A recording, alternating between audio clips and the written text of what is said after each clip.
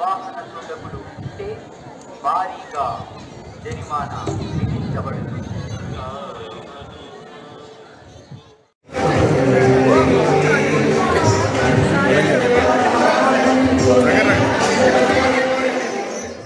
స్వామివారికి ఒక్క రోజని ఎవరైతే ఈ యొక్క 10 రోజుల్లో స్వామివారి దర్శనం చేసుకుంటారో స్వామివారి బ్రహ్మీ ముహూర్తంలో దర్శనం చేసుకున్న ఫలితం వస్తుందని కూడా ఒక నానుడి.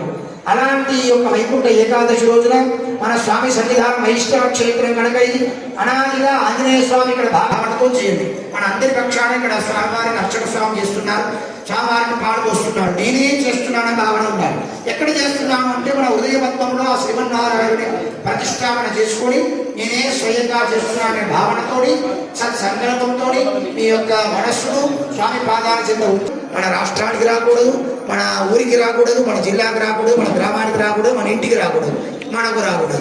కాబట్టి లోకంలోనే ఆ వ్యాధి ఉండకూడదు. స్వామి ఈ యొక్క మంగళాశాసనాలతో అంతా సవ్యంగా జరగాలి స్వామి అని చెప్పి నమస్కారం చేసుకొని దండం పెట్టుకొని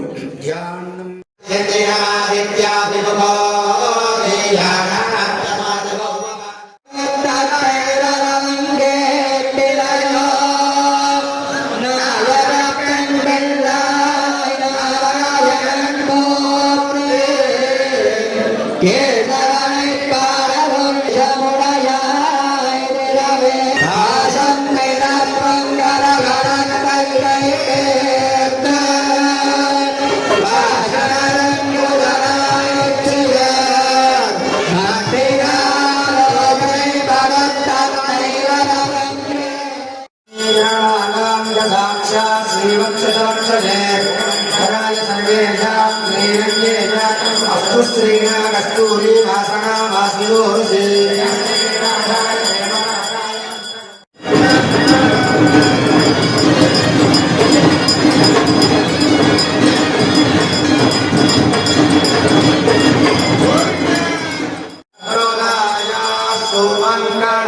లక్ష్మీరమణ గోవింద శ్రీరమణ గోవింద శ్రీమద్రమణ గోవింద లక్ష్మీరమణ గోవింద. గోవింద అంటే కొండగట్టు దాటట్లేదు, వైకుంఠంలోని స్వామి.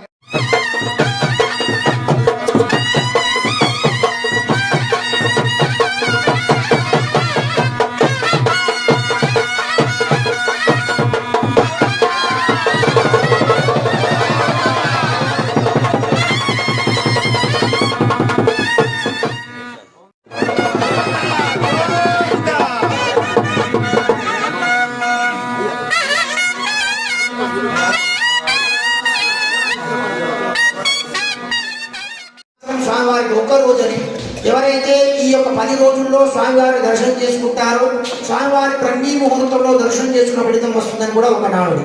అలాంటి ఈ యొక్క వైకుంఠ ఏకాదశి రోజున మన స్వామి సన్నిధానం వైష్ణవ క్షేత్రం కనుక ఇది అనాదిగా ఆంజనేయ స్వామి ఇక్కడ భావనతో చేయండి. మన అందరి పక్షాన ఇక్కడ స్వామివారిని అర్చక స్వామి చేస్తున్నారు, స్వామివారిని పాడుకొస్తున్నారు. నేనే చేస్తున్నానని భావన ఉండాలి.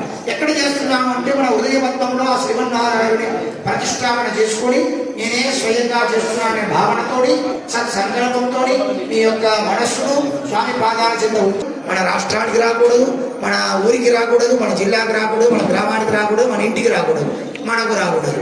కాబట్టి లోకంలోనే ఆ వ్యాధి ఉండకూడదు. స్వామి ఈ యొక్క మంగళాశాసనాలతో అంతా సవ్యంగా జరగాలి స్వామి అని చెప్పి నమస్కారం చేసుకొని దండం పెట్టుకొని ధ్యానం.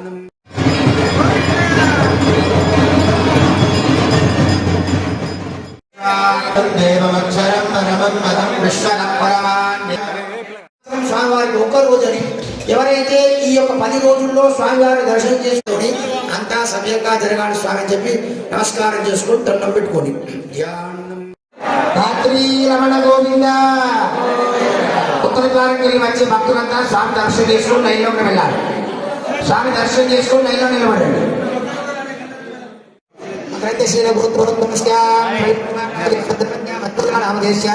మాతృశ్రీ కళావతి నామ్య సకుటుంబ శ్రీమానస్య పశుమూర్తి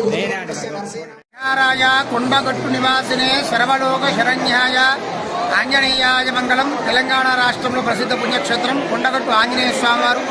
ఆంజనేయ స్వామివారి యొక్క సన్నిధిలో అలమేలుమంగ పద్మావతి సమేత వెంకటేశ్వర స్వామివారి దేవాలయం ఉపాలయం ఆ వెంకటేశ్వర స్వామి వారికి ఈరోజు వైకుంఠ ఏకాదశి ఉత్సవాన్ని పురస్కరించుకొని ఉదయాత్పూర్వం 3 గంటలకి ఆంజనేయ స్వామి వారికి ఫలపంచామృత అభిషేకము, పట్టు వస్త్రాలంకరణ, శాసనామార్చన చేసుకున్నాం.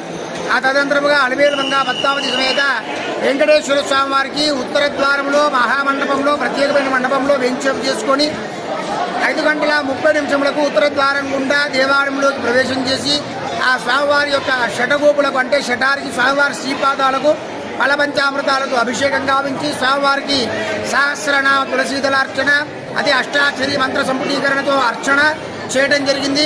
ఈరోజు శనివారము స్థిరవాసము వెంకటేశ్వర స్వామివారి ప్రీతికరమైనటువంటి రోజు.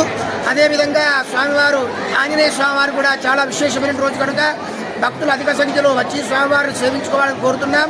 ధనుర్మాస ఉత్సవాల్లో భాగంగా ఈరోజు 7వ రోజు. ఆండాళమ్మవారు 30 రోజులు కూడా ధనుర్మాసం చేసి ఆ యొక్క రంగనాథుని శ్రీమన్నారాయణుడికి కూడా చేరుకున్నట్లుగా మనకు తిరుపావై కాలక్షేపం ద్వారా తెలుస్తుంది. అందులో భాగంగా ఈ స్వామి సన్నిధిలో కూడా 30 రోజుల వైభవంగా ధనుర్మాస ఉత్సవాలు నిర్వర్తించబడతాయి. 14వ తారీఖు జనవరి 14వ తారీఖు భోగిని పురస్కరించుకొని ఆ గోదా రంగనాథుల కళ్యాణం కూడా మహావైభవంగా నిర్వహించడం జరుగుతుంది. ఆకాశాత్ పతితం తోయం యదా గచ్చతి సాగర సర్వదేవో నమస్కార కేశవం ప్రతిగచ్చతి. ఏ విధంగానైతే ఆకాశం నుండి పడిన ప్రతి చినుకు సముద్రంలో కలుస్తుందో సర్వదేవో నమస్కార, ఏ దేవుడికి నమస్కారం చేసినప్పుడు కూడా విష్ణుమూర్తికే చెందుతుందట. ఆ విష్ణుమూర్తి రాముడు గాను, కృష్ణుడు గాను, శివుడు గాను, గణపతి గాను అనేకమైన అవతారాలు ఎత్తుతూ వారిని కాపాడుచు వారి కోరికలు తీర్చున్నాడు.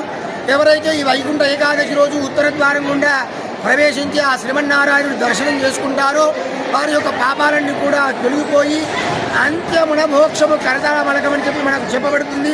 ఈరోజు ముక్కోటి దేవతలు కూడా వైకుంఠానికి వెళ్ళి ఆ శ్రీమన్నారాయణుడు దర్శనం చేసుకుంటారు.